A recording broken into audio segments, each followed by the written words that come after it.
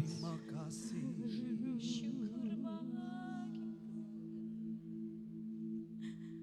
Terima kasih. Terima kasih Tuhan. Inilah yang boleh kami persembahkan, yang kami berikan pada malam ini. Biarlah kami mau belajar untuk kami boleh bersyukur atas kebaikan-Mu dalam kehidupan kami. Ketika kami boleh datang masuk di dalam hadirat-Mu, membawa korban syukur kepada-Mu Tuhan. Terima kasih Bapakku yang baik. Hanya di dalam nama Yesus kami berdoa dan sudah menyembah Engkau Tuhan pada malam ini. Haleluya, haleluya, haleluya. Amin. Berikan tepuk tangan buat Tuhan kita. Haleluya.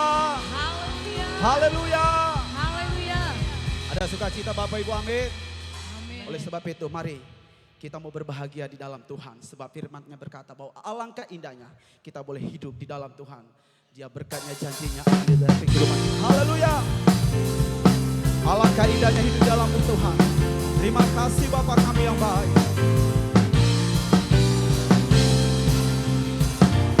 Alangkah indahnya hidup di dalam Tuhan.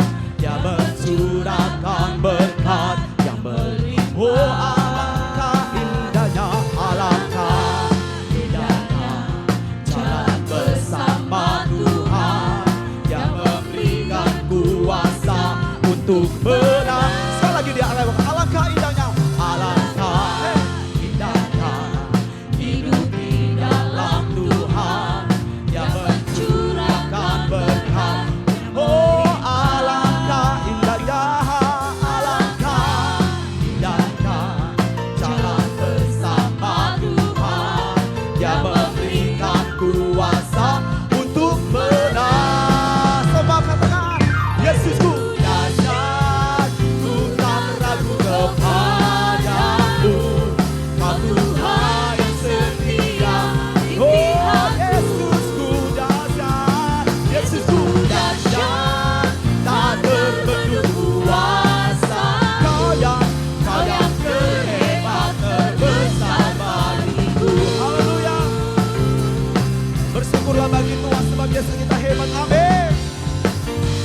Oleh sebab itu mari sama-sama katakan, ungkapkan dalam hatimu, alangkah, alangkah indahnya hidup di dalam Tuhan.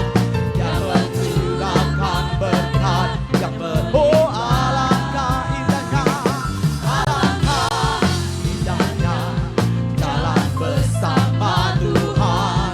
Dia memberikanku untuk apa? Untuk benar. Semua katakan, Yesusku, Yesusku dahsyat, ku tak ragu kepadamu.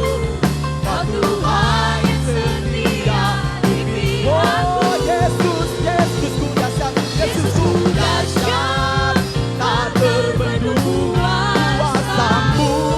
Kau yang terhebat, terbesar. Mari sama-sama dengan semangat katakan, Yesusku dahsyat, Yesusku. Amin. Ragu kepadamu. Sebab Kau Tuhan kami. Tuhan yang setia di Lebih sungguh lagi jemaat Tuhan katakan, Yesus kita dahsyat. Amin. Yesusku dahsyat, tak terbendung kuasa-Mu.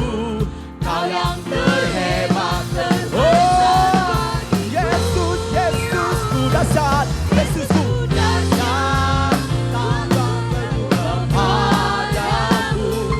Kau Tuhan yang setia di pihakku. Oh, Yesusku dahsyat, Yesusku dahsyat, tak terbendung kuasa-Mu.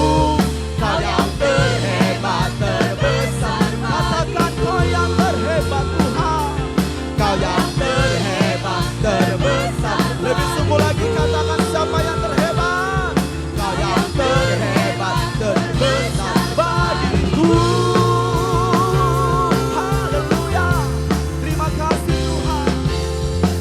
Terima kasih Yesus, sebab Engkau yang terhebat dalam kehidupan kami. Haleluya, haleluya, haleluya. Silakan duduk Bapak Ibu. Haleluya. Yesus kita yang terdahsyat. Amin. Amin. Haleluya. Baik. Sebentar kita akan memberikan persembahan kita kepada Tuhan. Sembari persembahan dijalankan, kita angkat pujian kita kepada Tuhan. Dan sekaligus nanti kami serahkan kepada hamba Tuhan untuk perjamuan kita. Kita angkat pujian, katakan, sekalipun aku dalam lembah kelam.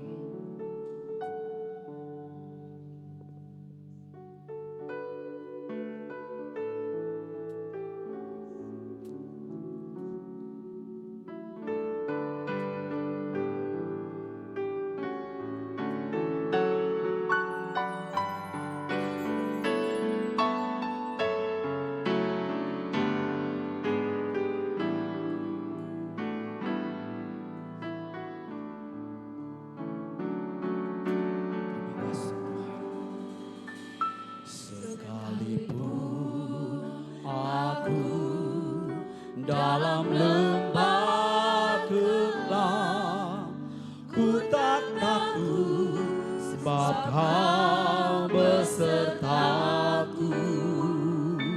Sekalipun badai topan datang menerpa, ku tak gentar, sebab Kau di sisiku.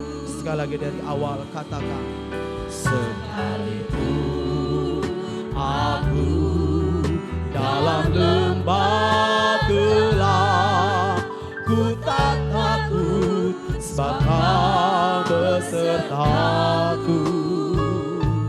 Sekalipun badai topan datang menerpa, ku tak gentar.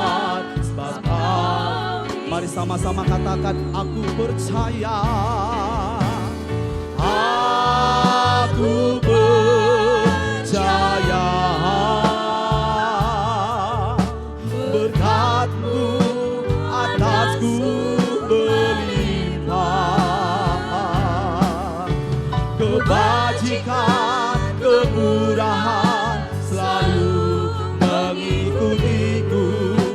Ku puji, ku sembah, katakan aku percaya. Kami serahkan kepada hamba Tuhan. Berkat-Mu atasku berlimpah. Kebajikan, kemurahan selalu mengikutiku. Ku puji, ku sembah Tuhan.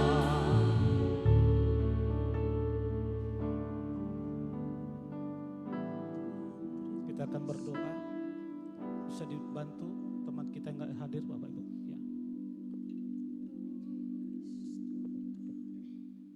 Kita berdoa, Bapa di surga, kami bersyukur malam hari ini kami bisa Tuhan hadir untuk beribadah memuji-muji Tuhan. Dan terus Tuhan malam hari ini kami akan menerima tubuh dan darah-Mu Tuhan. Itu sebabnya sebelum Tuhan kami terima tubuh dan darah-Mu, layakkan kami Tuhan. Sucikan, kuduskan hidup kami, agar kami layak Tuhan menerima tubuh dan darah-Mu. Hamba serahkan seluruhnya Tuhan, hamba melayani Tuhan, dan kami siap menerimanya. Di dalam nama Tuhan Yesus Kristus, kami siap menerima perjamuan kudus. Haleluya. Amin. Kita angkat di pujian di Golgota. Haleluya.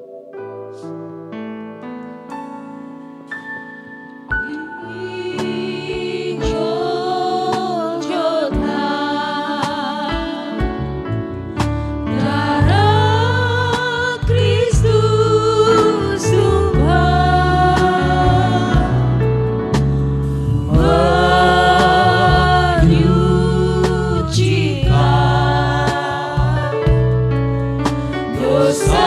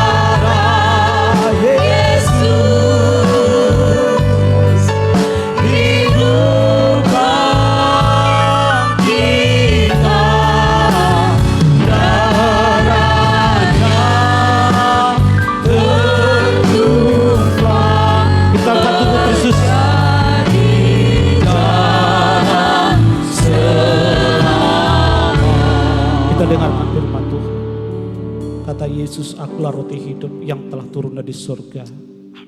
Jikalau seorang makan dari roti ini, ia akan hidup selama-lamanya. Dan roti yang kuberikan itu ialah dagingku yang akan kuberikan untuk hidup dunia ini. Maka kata Yesus kepada mereka, aku berkata kepadamu, sesungguhnya jikalau kamu tidak makan daging anak manusia dan minum darahnya, kamu tidak mempunyai hidup di dalam dirimu. Percaya Bapak Ibu Saudaraku yang tangan kita adalah tubuh Kristus. Amin. Kita makan dalam nama Dalam Tuhan nama Yesus.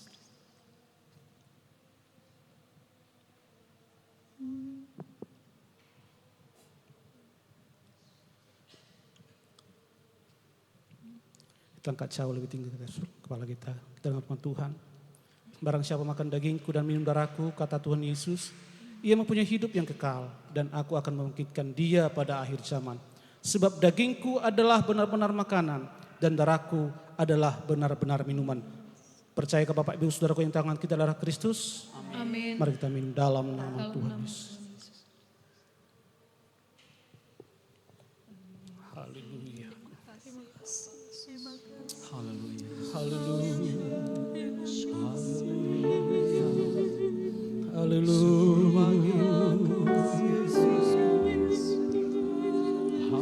Haleluya.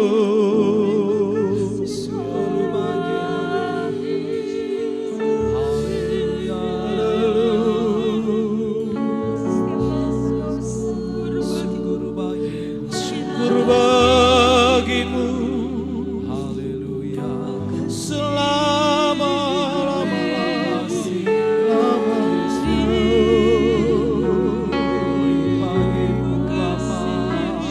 terima kasih. Oleh kuasa korbanmu Tuhan kami hidup. Oleh kuasa korbanmu Tuhan kami diangkat. Oleh kuasa korbanmu kami dipulihkan Tuhan.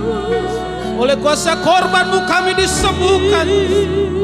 Oleh kuasa korbanmu segala kutuk dosa Tuhan telah dipatahkan. Terima kasih. Terima kasih Tuhan. Biarlah kami layak Tuhan, layak di hadapan-Mu. Terima kasih Tuhan, terima kasih. Dan sebentar Tuhan kami akan mendengarkan firman-Mu Tuhan. Itu sebabnya ajari kami Tuhan. Bimbing kami Tuhan. Agar kami bisa menangkap dan mengerti dan melakukan kebenaran firman-Mu. Hamba juga Tuhan berbicara, Tuhan tolong Bapa, supaya Kau kuduskan bibir mulut hamba ini. Apa yang kami sampaikan Tuhan benar-benar oleh karena rencana kehendak-Mu dalam hidup kami.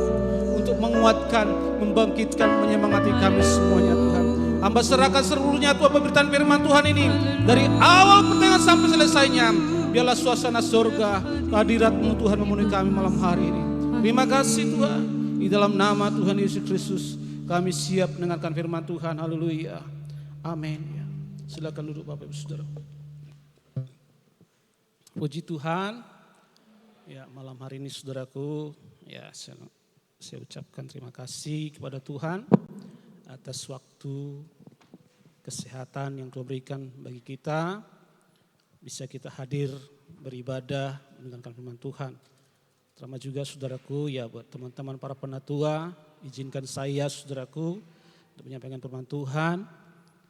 Karena Bapak Gembala kita tidak bersama dengan kita saudaraku, agar ya kalau kita saling mendukung di dalam doa, saya yakin dan percaya apapun yang saya sampaikan akan memberikan semangat sukacita saudaraku ya. Baik, malam hari ini saudaraku, ya saya akan berbicara tentang keputusan ya. Sekalipun saudaraku ini berbicara dalam ibadah PA, tapi mungkin saya tidak berbicara tentang ya ukuran-ukuran mesbah dupa, tapi saya akan kaitkan tentang mesbah dupa Bapak Ibu Saudaraku ya. Karena ya berbicara mesbah dupa secara umum adalah berbicara doa dan penyembahan. Pada Biston yang lalu saudaraku, yang kemarin ada berbicara tentang doa. Diingatkan saudaraku bahasanya doa itu ada yang harus kita benahi dalam hidup kita bersama. Dan juga saudaraku ada doa, tidak hanya sekedar doa, ada sampai doa puasa saudaraku ya. Doa puasa yang dilaksanakan oleh Daniel saudaraku karena sesuatu kebutuhan tentang keberadaan bangsa Israel. Tergantung bagaimana kita menyikapinya saudaraku tentang doa ini. Tapi mari saudaraku kita buka sebagai dasar kita saudaraku ya. Saya berbicara tadi saya katakan keputusan saudaraku. Ayat ini sudah familiar saudaraku, sudah menjadi ayat hafalan bagi kita saudaraku. Tapi namun malam hari ini kita saudaraku belajar pelan-pelan saudaraku supaya kita bisa menangkap apa yang menjadi keputusan kita saudaraku ya. Kita buka dalam Roma pasal yang ke-12 ayat yang pertama saja dulu ya. Roma pasal 12 ayat yang pertama. Serindu saudaraku kita sama-sama membaca ayat ini sekalipun sudah menjadi ayat hafalan. Namun sama-sama kita akan membacakannya. Roma pasal 12 ayat yang pertama dalam hitungan ketiga. 2, 3 ya. Karena itu saudara-saudaraku, demi kemurahan, aku menasihatkan kamu supaya mempersembahkan tubuhmu sebagai persembahan yang hidup, yang kudus, dan yang berkenan kepada Allah. Itu adalah ibadahmu yang sejati. Kalau kita saudaraku renungkan atau saudaraku ya cermati pesan oleh Paulus ini kepada jemaat di Roma saudaraku ya. Keinginan dan kerinduannya kepada jemaat di Roma itu ya, agar mereka saudaraku hidup yang mempersembahkan hidupnya saudaraku.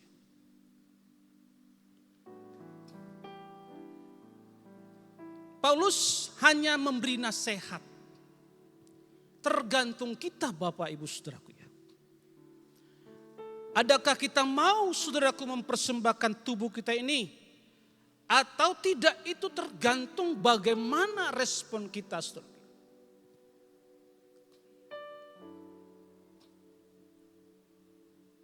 Berbicara persembahan tubuh atau berbicara persembahan yang hidup, secara harafiah Bapak Ibu saudaraku, yang namanya persembahan itu tentunya secara umum ya adalah yang sudah mati. Ya. Tapi ada satu persembahan yang hidup. Ya. Persembahan yang hidup ini artinya memang hidup dipersembahkan. Ya.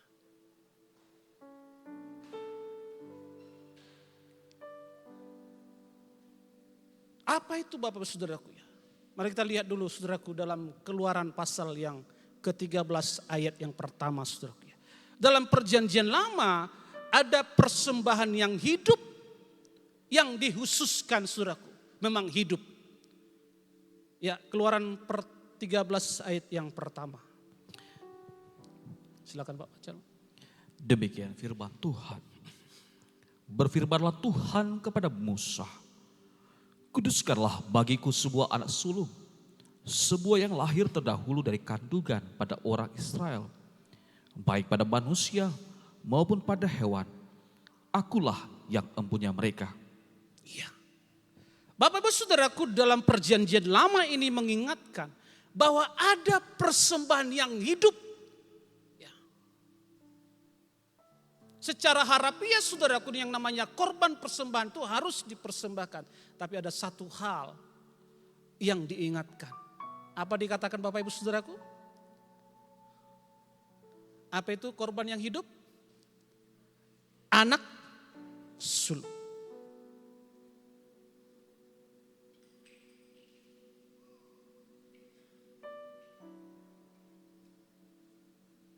Anak yang sulung itu adalah korban yang menjadi miliknya Tuhan.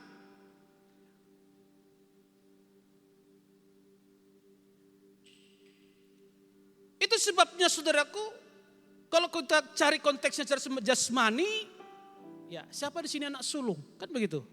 Berarti dialah kepunyaan Tuhan. Dalam harafiahnya bangsa Israel, iya.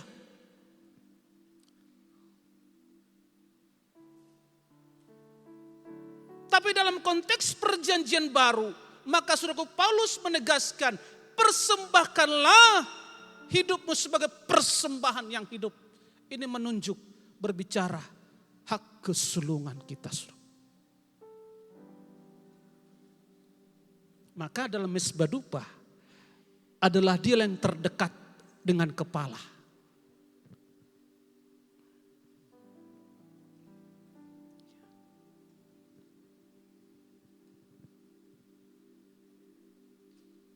Kalau berbicara hak kesulungan saudaraku, artinya berbicara kepunyaan Tuhan mutlak.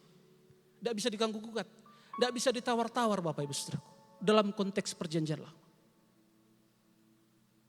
Tapi saya katakan tadi, mengingatkan Paulus supaya kita menjadi persembahan yang hidup. Dia menunjukkan kita harus memiliki satu dedikasi yang dinamakan korban sulung atau yang terutama, saudara.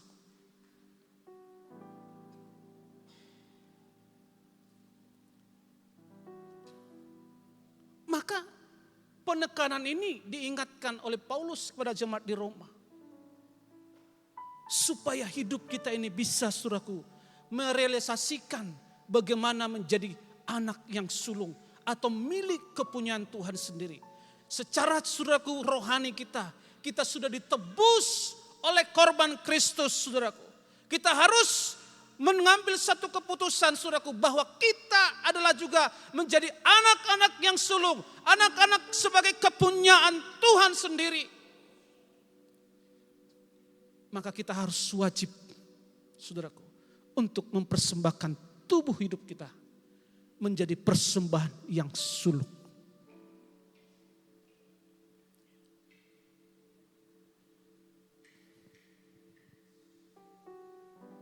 Kalau berbicara sulung tadi, saudaraku, yang utama, saudaraku, yang terbaik. Apalagi saudaraku kata-kata untuk yang terutama ini, saudaraku.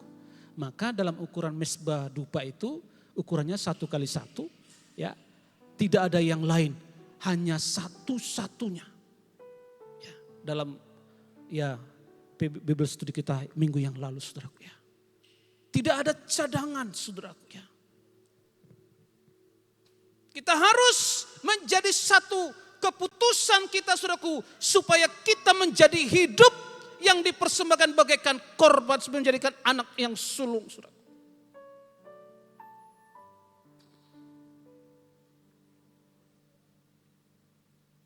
Maka kita harus bisa menempatkan siapa kita yang sebenarnya, saudaraku. Tanpa tahu identitas kita, maka kita tidak akan pernah menempatkan hidup kita siapa kita yang sebenarnya. Betul Bapak Ibu?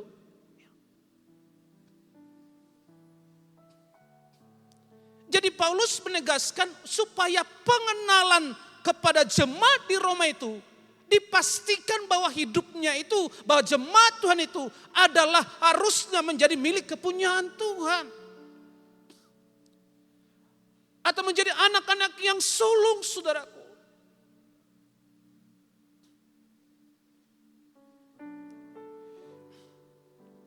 Kalau istilah terjemahan perjanjian lama, saudaraku, anak sulung itu adalah buah kegagahan dari suami dan istri yang pertama.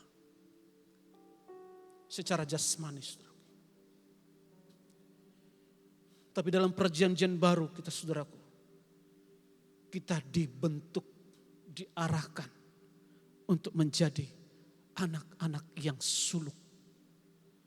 Supaya kita menjadi korban atau mempersembahkan hidup yang benar, yang kudus di hadapan Tuhan.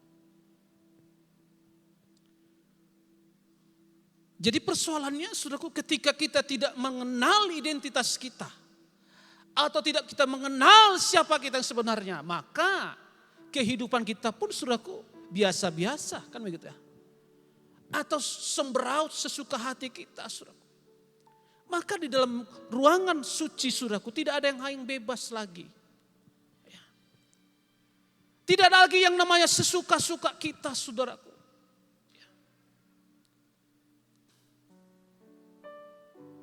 Kalau masih, saudaraku, berbicara kesuka-sukaan kita, apa maunya kita, saudaraku, ya, berarti kita belum bisa menempatkan hidup kita menjadi anak-anak yang sulung.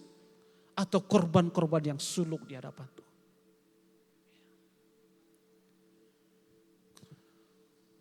Jadi apa yang diperlukan Bapak Ibu Saudara? Ketika kita sudah mengenal identitas kita. Ketika sudah tahu bahwasanya kita ini adalah milik kepunyaan Tuhan.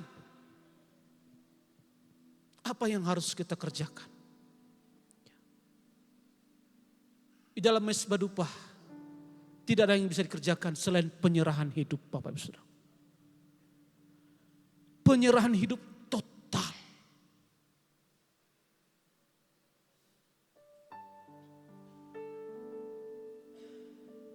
Di dalam penyerahan hidup total ini kepada Tuhan, maka tidak ada lagi saudaraku secara jasmani keinginan kita yang lain selain dari keinginan Tuhan. Ini menjadi perjuangan kita Bapak Ibu Saudara. Bukan berarti saya ulang kembali, bukan berarti saya sudah lebih dari Bapak Ibu Saudara, tidak. Tapi kita harus kenal posisi kita, siapa kita. Apakah kita sudah menjadi anak-anak yang sulung? Atau belum saudaraku?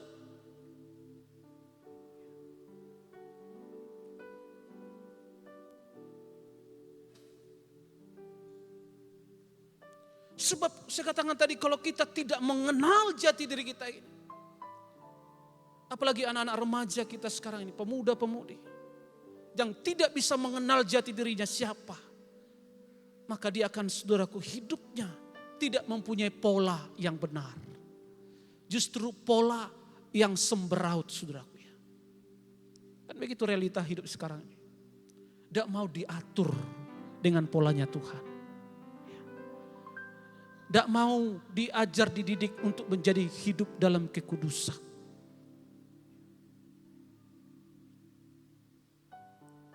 Kenapa? Karena belum mengenal jati dirinya siapa.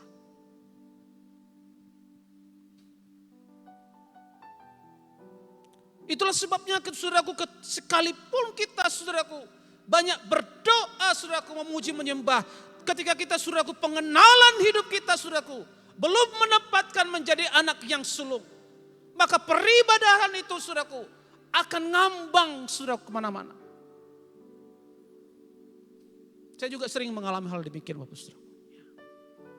Saya tidak bisa katakan saudaraku saya sudah lebih dari Bapak Saudara, tidak.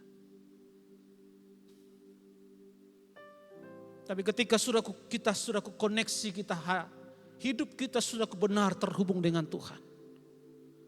Maka dalam pujian penyembahan kita saudaraku, ada yang kita rasakan sesuatu yang tidak bisa dikatakan oleh secara jasmani. Tapi ada satu kebahagiaan yang tidak bisa orang lain rasakan saudaraku. Hanya pribadi kita yang bisa merasakan betapa indahnya ada bersama dengan Tuhan. Betapa bahagianya ketika Tuhan berhadirat di tengah-tengah hidup kita saudaraku. Tapi ketika saudaraku hadirat Tuhan tidak kita rasakan. Maka saudaraku kegiatan, aktivitas akan menjadi hal rutinitas yang bisa membuat kita saudaraku tidak memiliki sasaran hidup saudaraku. Apa esensi doa?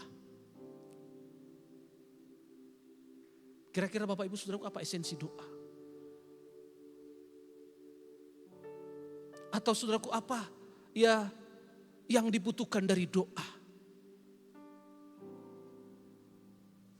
Ayo Bapak Ibu Saudara kira-kira apa? Hanya jawaban doa. Menurut Bapak Ibu kalau kita berdoa jawaban doa sudah cukup? Sudah benar? Tapi malam hari ini saudaraku mari kita mempersembahkan tubuh itu sebagai persembahan hidup. Apa esensi doa yang benar itu saudaraku? Kalau kita berbicara kalau esensi doa itu hanya jawaban doa, Anda saudara salah dalam pandangan itu. Ada begitu banyak orang berdoa sudah telah dijawab doanya. Bagaimana perjalanan hidupnya? Tapi esensi doa yang sebenarnya adalah berbicara keintiman dengan Tuhan. Bukan hanya sekedar berbicara tentang jawaban doa. Tapi berbicara esensi, ada bagaimana hubungan kita, keintiman kita bersama dengan Tuhan, saudara. Ini esensi doa yang sebenarnya. Maka salah satu topik doa Sadrak, Mesak dan Abednego, ditolong atau tidak ditolong Tuhan kami tidak akan pernah tunduk menyembah apa yang diperbuat oleh Tuhan. Jadi kalau hanya sekedar jawaban doa, saudaraku, esensi doa kita, saudaraku, sangat terlalu pendek pola pikir kita, saudaraku. Tapi esensi doa itu bagaimana hubungan kita, keintiman kita kepada Tuhan yang terus menerus harus dibangun bagaikan mesbah dupa ini. Kalau secara jasmani, saudaraku, mesbah dupa itulah paling dekat dengan kepala. Kalau dalam, saudaraku, tubuh kita, saudaraku, yang paling dekat dengan kepala itu apa? Leher, ya. Leher yang penghubung saluran, saudaraku, kehidupan jasmani kita. Betul Bapak Ibu? Ketika leher sudah terputus, jaringan hubungan itu akan terputus. Sama seperti mesbah dupa. Kalau jaringan mesbah dupa, saudaraku, terputus, maka saudaraku, hubungan kita dengan Tuhan akan terputus.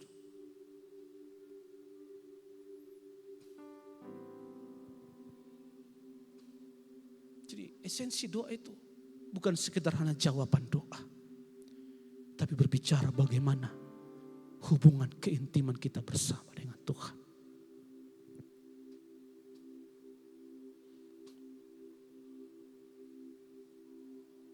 Hari-hari ini Bapak Ibu Saudara, kita butuh menjadi saudaraku penyembah-penyembah yang benar. Penyembah-penyembah yang benar itu harus benar-benar hidup di dalam Tuhan. Hidup karena mengenal jati dirinya, saudaraku.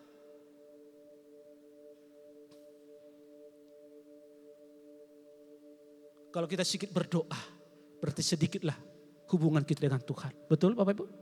Ya. Jarang kita berdoa, saudaraku, maka hubungan kita, saudaraku, akan jarang kepada Tuhan. Tapi semakin kita sering berdoa, maka hubungan kita digambarkan bagaikan hubungan yang intim, saudaraku, yang tidak bisa dipisahkan.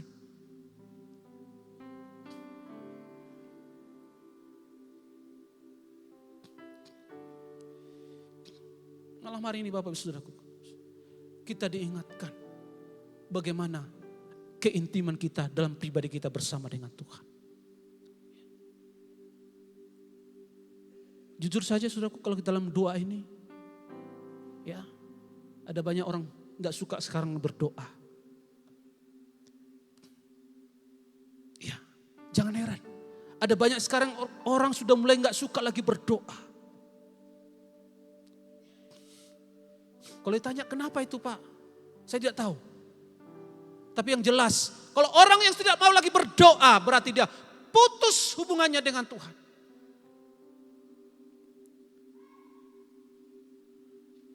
Tapi inilah kenyataan hidup perjalanan rohani hari-hari ini Bapak Ibu Saudaraku. Atau ada orang sekedar berdoa hanya sekedar. Ya, sekedar. Ibarat saudaraku sebagai hubungan laporan. Siap ketua, hari ini saya akan begini. Ya, saya akan berjalan, amin. Hari-hari kan begitu banyak saudaraku orang berdoa sistem laporan. Ya. Apakah itu yang dibutuhkan? Apakah itu salah?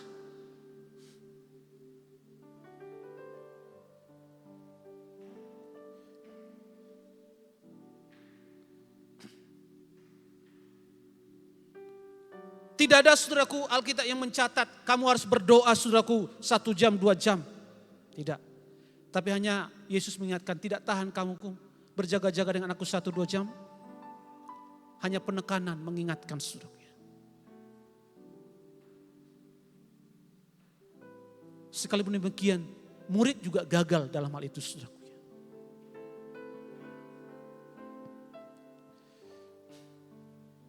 Jadi saudaraku, mesbah dupa itu berbicara penyerahan hidup. Mesbah itu berbicara keintiman dengan Tuhan. Maka kita lihat berkaca kepada diri kita sendiri. Bagaimana mesbah dupa kita, keintiman kita dengan Tuhan.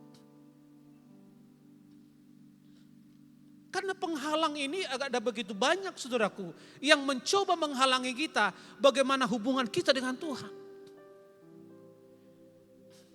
Ada begitu banyak menghalangi kita, saudara.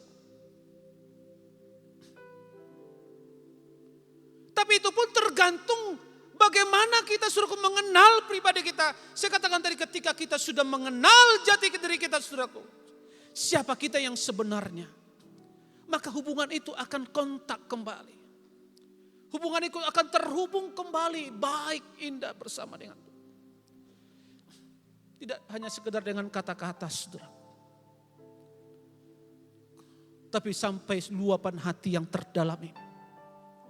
Bagaimana sampai saudaraku mengeluarkan kata-kata yang tidak bisa terucapkan. Karena hubungan itu baik, benar dengan Tuhan. Saya yakin kita sudah pernah merasakan bagaimana hubungan yang tidak baik dengan sesama. Saya yakin kita akan pernah merasakan bagaimana khususnya yang suami istri. Kalau hubungannya tidak baik, bagaimana komunikasinya.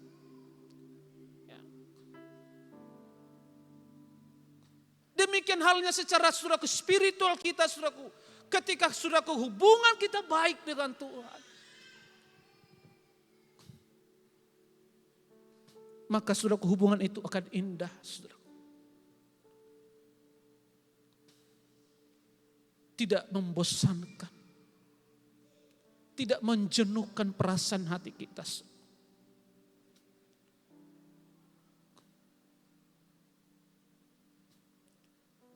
Itu sebenarnya Paulus dinasihatkan, persembahkanlah tubuhmu sebagai persembahan yang hidup.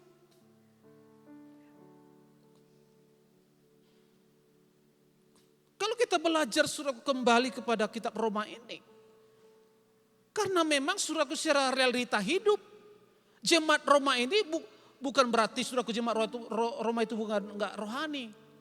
Ya. Terlalu banyak yang rohana, ya, ya, kebanyakan rohana, bukan rohani.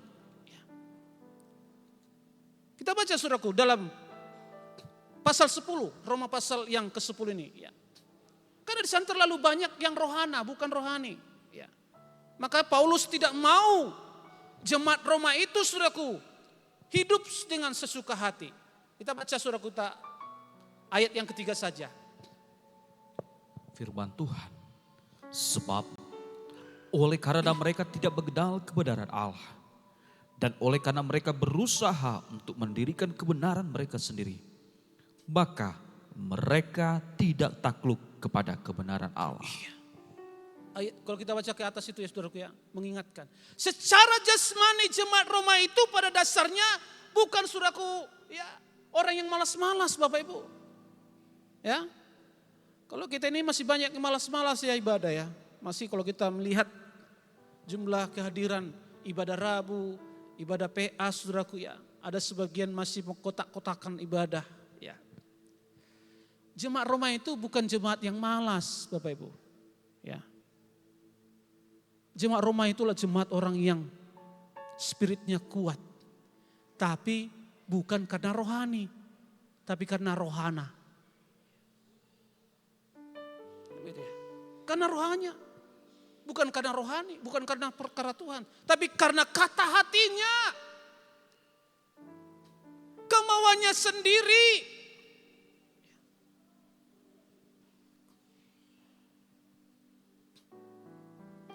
Semoga kita bisa menangkap Bapak Ibu Saudaraku, bahwa kesungguhan hidup kita hari-hari ini bukan saudaraku oleh kesungguhan karena ya ketidakpengenalan kita akan kebenaran firman Tuhan. Tapi biarlah oleh karena kesungguhan kita hari ini saudaraku, karena kita sudah kenal jati diri kita bahwa kita adalah sesungguhnya adalah milik Tuhan, anak sulungnya Tuhan.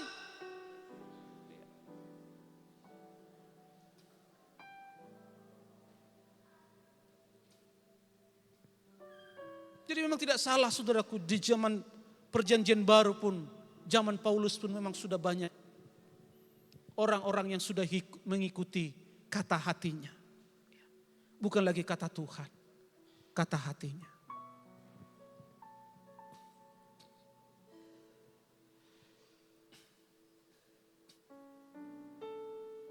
Maka saudaraku, Paulus memberikan satu perbandingan. Kehidupan orang yang sudah mengenal jati dirinya. Kehidupan yang sudah mengenal siapa posisinya.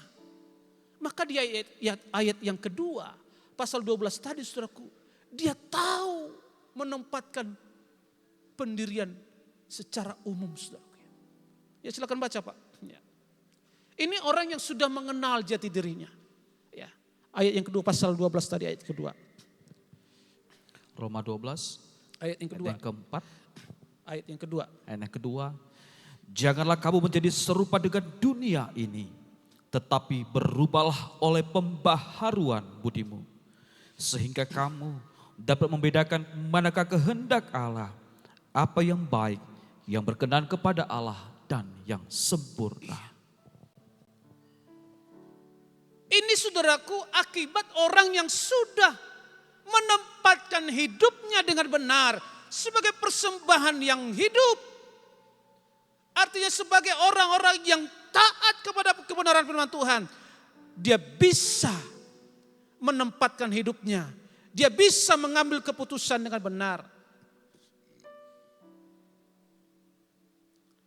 Dia bisa bertindak dengan benar.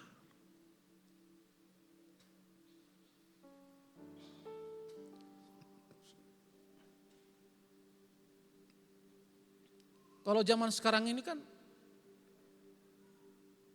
sifatnya yang menguntungkan saudaraku. Kalau merasa kira-kira menguntungkan, kita kerjakan. Kan begitu kan?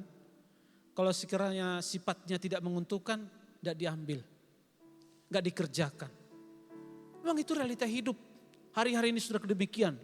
Perjalanan kekristenan itu seperti itu saudaraku. Ketika saudaraku itu menguntungkan bagi dia akan dikerjakan. Tapi ketika saudaraku tidak menguntungkan secara pribadinya saudaraku, dia tidak kerjakan. Tapi orang yang mengenal kebenaran firman Tuhan, dia tahu bertindak dengan benar. Dia tahu apa tujuan apa yang dikerjakannya. Dia tahu bahwa sesungguhnya dia adalah milik Tuhan. Dia tahu sesungguhnya adalah hak kesulungan itu ada pada dirinya. Jadi sehingga saudaraku dia tidak akan melepaskan sekalipun, tidak menguntungkan secara jasmani. Dia akan tetap berdiri. Dia akan tetap bekerja saudaraku. Karena dia tahu bahwa itu adalah bagian yang sudah ditentukan untuk dikerjakan Bapak Saudara.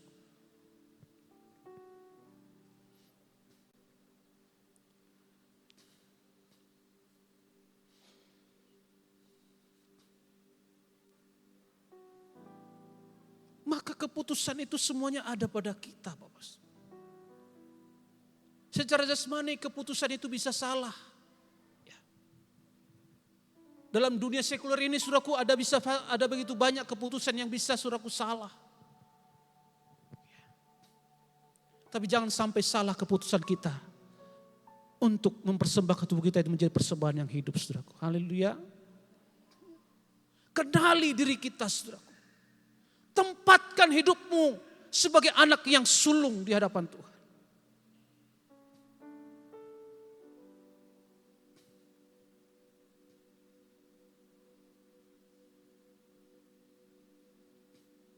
Kalau pemazmur berkata saudaraku, Mazmur 119 ayat yang ke-30 saudaraku, kita baca dulu saudaraku. Dia gambarkan seperti apa saudaraku. Dia memilih saudaraku. Dia pastikan hidupnya akan berjalan dalam jalan kebenaran. Ya. Mazmur 119 ayat 30 ya. Tuhan, aku telah memilih jalan kebenaran, telah menempatkan hukum-hukum-Mu di hadapanku. Iya. Orang-orang yang sudah mempersembahkan hidupnya kepada Tuhan, tidak ada pilihan yang lain saudaraku selain memilih jalan kebenaran. Haleluya.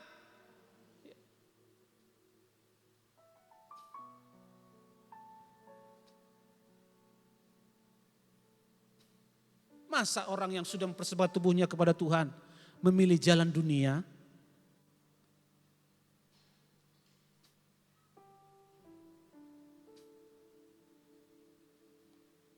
Kalau kita katakan kita anak Tuhan, tapi memilih memilih jalan dunia, ini dipertanyakan anak Tuhan kita. Anak sulungkah atau anak bungsu?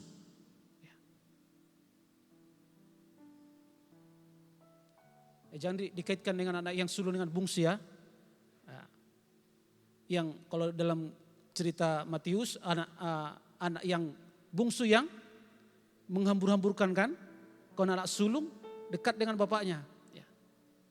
Ini konteks perumpamaan Bapak Saudaraku ya. Masa kita anak-anak Tuhan mau memilih jalan dunia?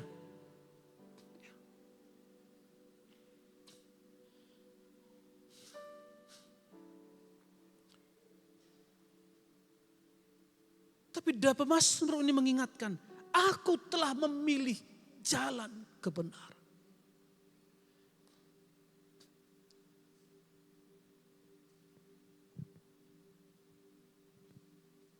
Kalau saudaraku berbicara tentang memilih atau berbicara keputusan, resiko enak atau tidak enak itu harus apa Bapak Ibu?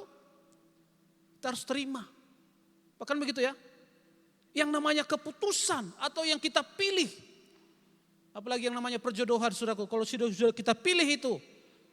Mau gak bahagia nanti di tengah perjalanannya. Tidak bisa diceraikan. Ya.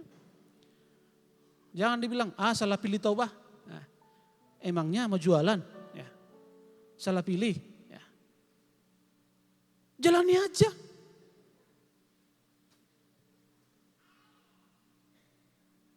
Hanya sepatu yang salah pilih bisa ditukar. Ya. Gak pas, ada alasan. Ya. Kalau suami istri, pasangan hidup saudaraku, sudah salah pilih aku, gantilah. Mana bisa Bapak Ibu saudaraku. Siap tanggung resiko lah. Ya. Itu sebabnya saudaraku Mazmur paham tentang kebenaran firman Tuhan. Sampai-sampai dia menempatkan hidupnya. Dia sudah menempatkan harus siap menderita. Siap saudaraku mati untuk Tuhan. Itu orang yang sudah mengenal. Menempatkan hidupnya sebagai persembahan yang hidup. Tidak ada jalan yang lain. Mau enak, mau tidak enak saudaraku. Harus tetap tekun. Cari Tuhan. Harus tekun setia kepada Tuhan. Karena saudaraku Mesbah Dupa, orang yang ada di dalam Mesbah Dupa adalah orang terpilih Bapak Ibu saudaraku. Ya. Seulang kembali, orang yang berada di dalam ruang suci itu adalah orang-orang yang terpilih. Makanya malam hari ini jangan sampai kita tidak menjadi orang yang terpilih.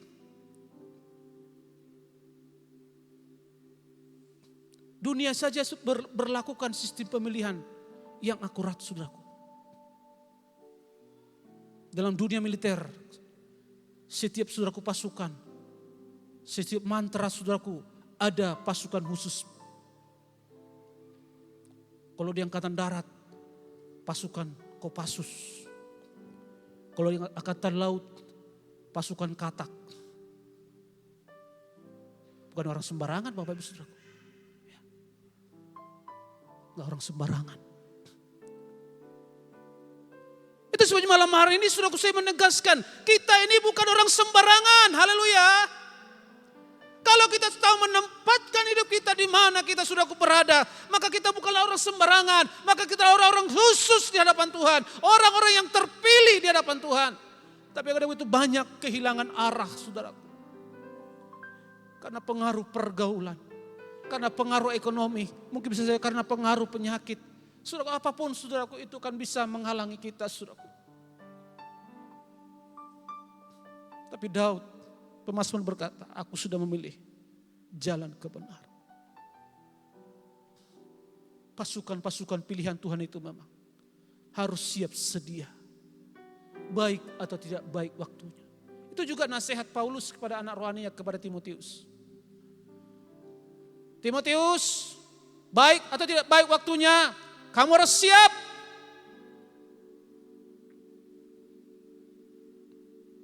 Orang-orang pilihan itu harus siap, saudaraku. Sekalipun kadang-kadang, saudaraku, kesiapan itu kadang ada goyahnya, Bapak Saudara.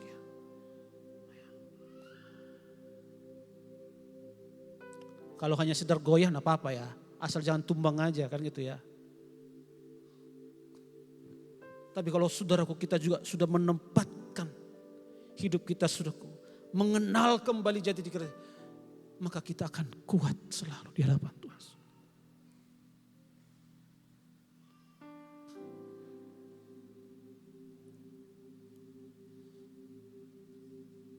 Dia pilih jalan kebenaran. Menempatkan hukum-hukummu di hadapanku. Dia arahkan saudaraku hidupnya.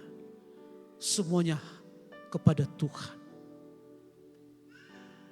Maka saudaraku dalam ruangan suci, apalagi sudah berbicara mesbah dupa, tidak lagi arah yang lain. Satu kali satu saudaraku bulat diarahkan hanya kepada Tuhan saja. Fokus kita semua. Ini perjuangan kita bersama. Tapi kalau masih saudaraku, ya arah pandangan kita masih banyak. Kalau dalam ya minggu yang lalu saudaraku ada cadangan saudaraku. Nah bagaimana saudaraku? Cadangan ini bisa menggoyahkan pikiran kita. Bisa menggoyahkan iman kita. Bisa menggoyahkan semangat kita saudaraku. Tapi Daud menempatkan hukum-hukummu di hadapanku. Tidak ada yang lain arah hidupnya selain kebenaran firman Tuhan.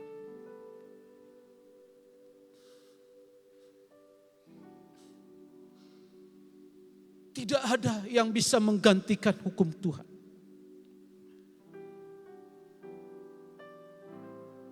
Tidak ada yang lain fokus kita selain hanya Tuhan. Kalaupun dalam hidup kita ada begitu banyak masalah, pergumulan, persoalan apapun, fokus kita hanya kepada Tuhan. Karena kita adalah orang-orang pilihan Tuhan. Karena kita sudah memilih keputusan kita, saudaraku. Kalaupun dunia hari-hari ini begitu banyak menawarkan saudaraku tentang bagaimana kenikmatan dunia. Dan Alkitab mencatat banyak orang yang melalui jalan yang lebar, saudaraku. Kalau salah kita Matius ya. Kita kembali ke buku saudaraku ayat. Alkitab mencatat saudaraku banyak yang mengikuti jalan dunia ini saudaraku ya. Matius pasal yang ke-7 saudaraku. Ayat yang ke-12 sampai yang 14. Tuhan, Ya, segala sesuatu yang kamu kehendaki supaya orang berbuat kepadamu, perbuatlah demikian juga kepada mereka. Itulah isi seluruh hukum Taurat ya, dan 13. kitab para nabi. Masuklah melalui pintu yang sesak itu, karena lebarlah pintu dan luaslah jalan yang menuju kepada kebinasaan, dan banyak orang yang masuk melaluinya. 14. Karena sesaklah pintu dan sempitlah jalan menuju kepada kehidupan, dan sedikit orang yang mendapatinya. Sedikit orang yang saudaraku dikatakan mendapatinya. Sedikit orang yang terpilih menjadi saudaraku penyembah-penyembah yang benar.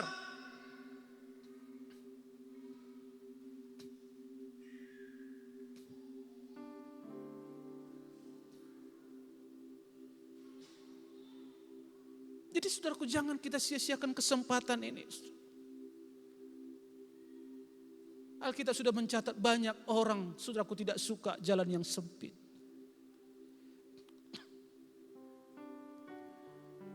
Tidak suka saudaraku yang merepotkan. Maunya yang instan, praktis, simple.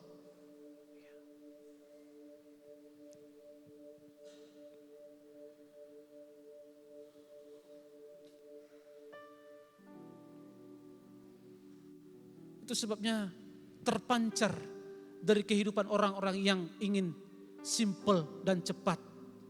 Tidak tahan duduk di hadirat Tuhan. Gelisah. Gusar dia. Betul saudara. Anak-anak sekarang kita boleh lihat. Ya. Tidak tahan itu dengar firman Tuhan setengah jam. Tidak tahan. Tapi kalau buka HP, setengah hari pun gak ada masalah. Kenapa? Karena memang proses hidupnya sudah dirusak. Tapi puji Tuhan kita berdoa anak-anak kita saudaraku tidak ada main HP. Ada main HP tadi? Remaja? Lain kali saya ini pesankan kepada pemuda-pemudi. Kalau ibadah mohon HP-nya ditampung atau disimpan. Kalau memang ibadah fokus ibadah ya. Karena memang sudah saya lihat rata-rata memang jujur saja. Jujurlah padaku kan ya. Ada begitu banyak buka HP bukan karena firman. Ya. Saya harap untuk pengurus PPH setiap kali ibadah pemuda-pemudi mohon HP-nya ya disimpanlah ya. Nah selesai ibadah baru bisa diambil supaya lebih tertib. Kalau kita keras hari ini Bapak Ibu Saudaraku, saya pikir kapan lagi generasi kita akan berubah? Sulit dirubah sekarang ini manusia sekarang ini. Sulit. Karena itu tadi, tidak mau saudaraku hidupnya diatur dengan ribet-ribet. Maunya simple, cepat, padat. Nggak ngerti kita simple, padat, dan cepat ini. Emangnya sistem press. Jadi, tidak bisa Bapak Ibu. Ini anak kami pemuda benar remaja. Tidak ada yang berbicara simple, padat, cepat. Hanya cukuplah cermat cepat seperti itu. Cepat dan tepat. Ya. Kalau dalam perjalanan rohani tidak ada istilah cepat dan tepat. Karena kita butuh proses. Kita butuh dibimbing oleh kebenaran firman Tuhan. Kita butuh pengertian Tuhan. Bapak Ibu Saudaraku, pemazmur tadi katakan, aku sudah memilih jalan kebenaran dan menempatkan hukum-hukum di depanku. Bukan berarti semua hukum itu kita sudah tahu Bapak Ibu Saudaraku. Kita butuh hikmat Tuhan untuk mengerti apa yang harus kita kerjakan. Apa yang harus kita mau saudaraku pilih. Kita baca kembali dalam Mazmur 119 tadi saudaraku ya. Kita butuh pengertian dari Tuhan saudaraku. Mazmur 119 ayat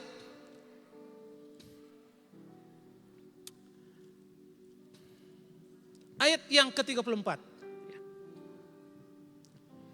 Firman Tuhan, buatlah aku mengerti, maka aku akan memegang Taurat-Mu. Aku hendak memeliharanya dengan segenap hati. Sekalipun kita sudah memilih Bapak Ibu kebenaran firman Tuhan, kita masih butuh yang namanya untuk mengerti. Ada yang sini sudah tahu firman Tuhan semua? Ada? Saya pun sudahku belum ada apa-apanya untuk mengerti kebenaran firman Tuhan. Sekalipun sudah kita memilih satu keputusan, menempatkan hukum Tuhan menjadi pedoman hidup kita, tapi kita masih butuh pengertian-pengertian apa untuk membangunkan, menyemangati kita saudaraku. Sebab kalau semakin pengertian kita saudaraku makin dalam akan pengenalan kita akan Tuhan, maka rohani kita juga akan bersuka cita, bersemangat, bergairah. Tapi semakin pengenalan kita tidak ada pengertian-pengenalan yang benar akan Tuhan. Maka itulah seperti itu yang dikatakan tadi. Seperti jemaat di Roma tadi. Ya. Giat. Tapi hanya sekedar kegiatan. Tidak ada pengertian. Tidak ada sesuatu yang berbeda yang mereka rasakan. Maka kita suatu doa kita. Buatlah aku mengerti. Maka seperti pujian kita berkata, buatlah aku mengenal pribadi-Mu Tuhan. Buatlah aku mengenal dengan benar Engkaulah Mesias, Anak Allah yang hidup. Kau mempelajari aku, penuh kasih dan setia. Ku cinta Kau Yesus. Pengertian kita membuat kita saudaraku semakin mengenal akan Tuhan. Cinta kita akan semakin kuat dengan Tuhan. Bagaimana cinta kita semakin kuat kepada Tuhan saudaraku. Kalau di dalam mesbah dupa saja kita sudah gagal untuk diam bersyukur menyembah Tuhan. Jangan kita katakan aku cinta Engkau Tuhan. Tapi engkau duduk di kaki Tuhan, saudaraku. Tidak engkau berikan waktu kepada Tuhan. Tidak ada. Bisa saja nanti pujian yang lama, saudaraku, bukan sekedar ucapan yang keluar dari bibir. Ya. Tapi saudaraku, luapan dari hati kita yang terdalam ini harus terpancar dari kehidupan kita, Bapak Ibu Saudara. Kalau hanya membicarakan kebenaran firman Tuhan, saya yakin remaja-remaja ini pun sudah bisa. Pemuda pun banyak yang pintar, Saudara. Tapi apakah sudah memancarkan kehidupan sesuai dengan kebenaran firman Tuhan? Kaum Bapak ini juga kalau diberi kesempatan, saya yakin bisa menyampaikan kebenaran firman Tuhan. Tapi apakah sudah memiliki suatu pengertian yang bisa memancarkan kebenaran firman Tuhan? Bukan berarti Bapak Ibu Saudaraku membatasi, karena saya malam hari ini menyampaikan firman Tuhan. Enggak. Memang itu ketika pengertian-pengertian itu saudaraku mengerjakan sesuatu dalam hidup kita, maka kita akan berbeda dengan orang lain. Tapi kalau pengertian kita sama-sama saudaraku, maka seperti jemaat di rumah tadi, biasa-biasa saja saudara. Maka kehidupan yang terbangun itu saudaraku, jemaat-jemaat yang sulung, anak-anak yang sulung, kita harus kenal hidup kita saudaraku, kita ini milik Tuhan. Kita ini milik Tuhan. Maka jangan sampai ada bermain-main saudaraku di hadapan Tuhan. Jangan ada sampai bermain-main ketika kita beribadah kepada Tuhan.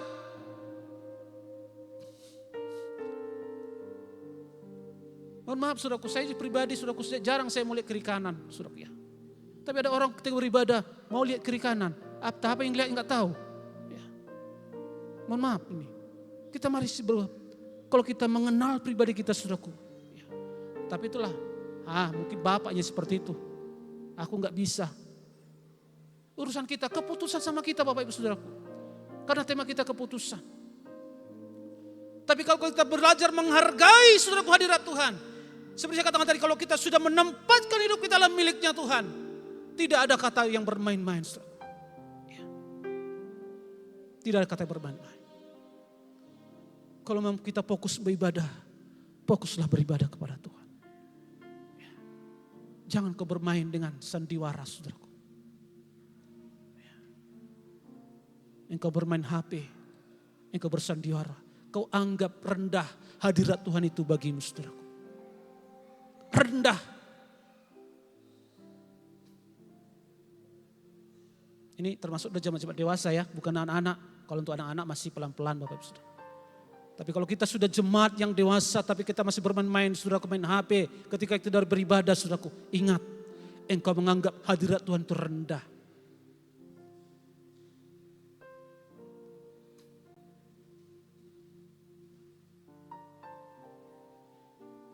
Saya pun mau buka HP saudaraku ketika firman Tuhan. Tapi bukan mau lihat status, bukan mau lihat Facebook. Saya mau lihat kadang-kadang terjemahan yang baru, terjemahan yang lama saudaraku. Atau mau menyesuaikan dengan bahasa Batak saudaraku, mau.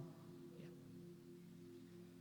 Tapi kalau hanya sekedar untuk melihat status, apa yang sudah terupdate hari ini, mohon. Kita hargai hadirat Tuhan. Kita adalah orang-orang pilihan Tuhan. Orang-orang yang sudah ditentukan. Oleh karena itu, apa yang kita pilih malam hari ini, putuskan. Mau enak atau tidak enak, kita harus pilih. Kita ini adalah milik Tuhan. Haleluya. Kiranya saudaraku Tuhan menolong kita malam hari ini. Sampai di firman Tuhan. Saudara, kita tutup Alkitab kita. Kita mengucap syukur kepada Tuhan. Ya Tuhan, saya undang kita bangkit berdiri saudara. Terima kasih Tuhan. Kami harus memilih jalan yang benar. Kami harus menempatkan Engkau yang terutama.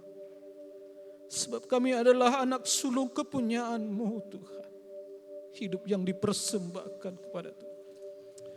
Haleluya Tuhan, haleluya. Kita katakan kepada Tuhan, ku bawa kepadamu oh Tuhan.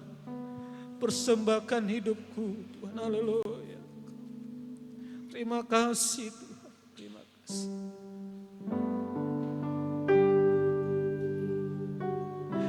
Mari kita bawa hati kita seluruh kepada Tuhan. Biarlah persembahan kita seluruh hidup kita yang sebenarnya.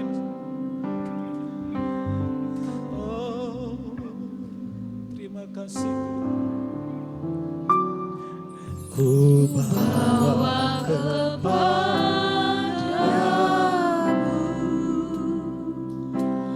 oh Tuhan, persembahanku ini. amin. Ku ingin Engkau Menerima korban syukurku melalui sekali lagi atas pujian. kita nikmati.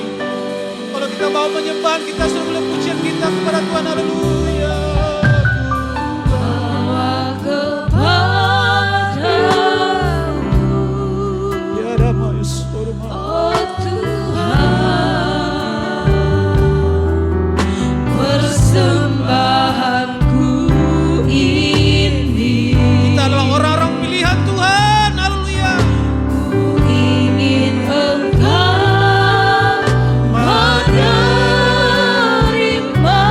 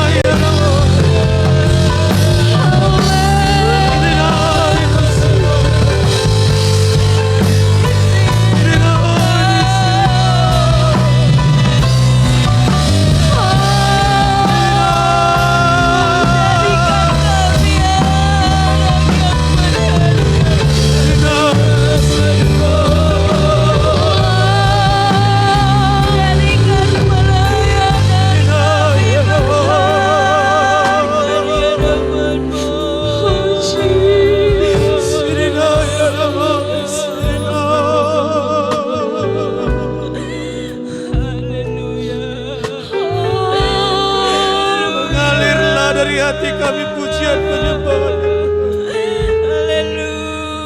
Kami adalah anak sulung Ketika kami mengambil komitmen keputusan mengikuti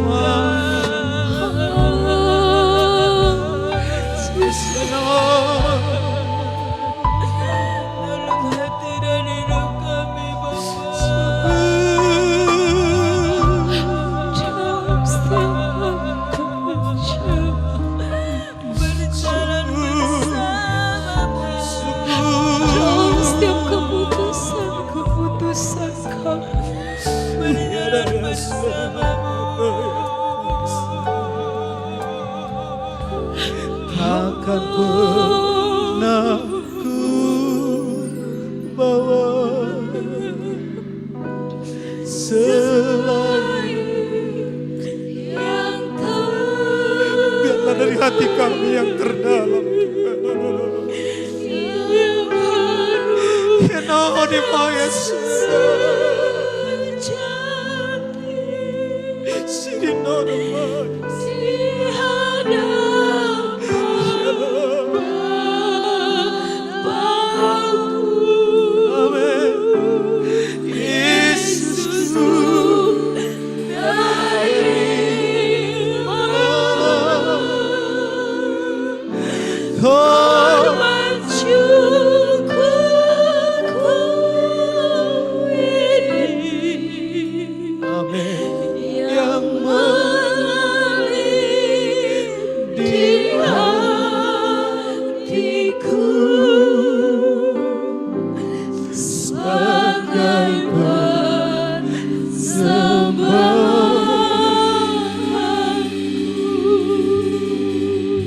Itulah Bapa yang kami usahakan.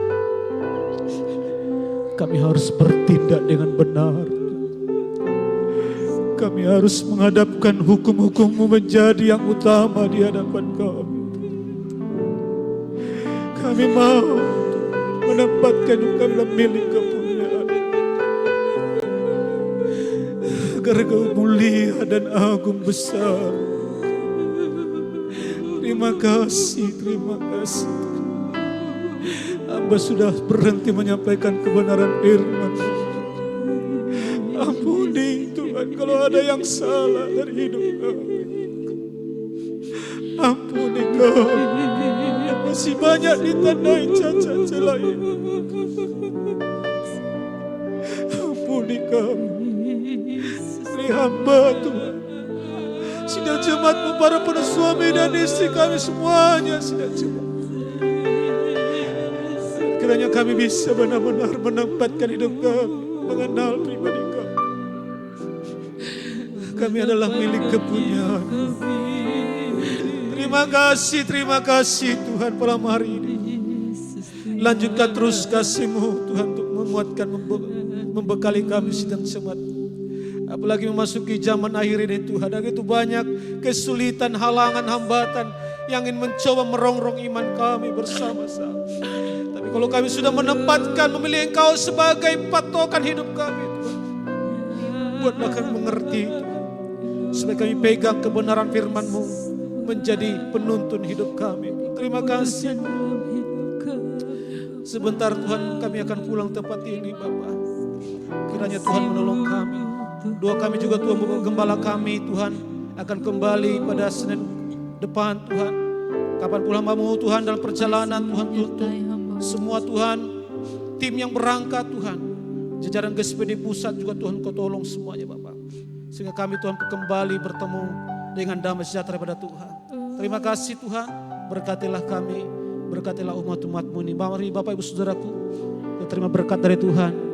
Kasih karunia dari Bapa kita di sorga, di dalam cinta kasih Tuhan Yesus Kristus, di dalam persetujuan Allah Roh Kudus. Itulah saudaraku yang menghibur kita, menguatkan kita. Malam ini, besok lusa Maranatha, Dia datang kali yang kedua menjemput kita ke kasih-Nya. Di dalam nama Tuhan Yesus Kristus, kami telah berdoa dan kami telah diberkati Tuhan. Haleluya, haleluya, bersama katakan amin. Selamat malam, berkati kita.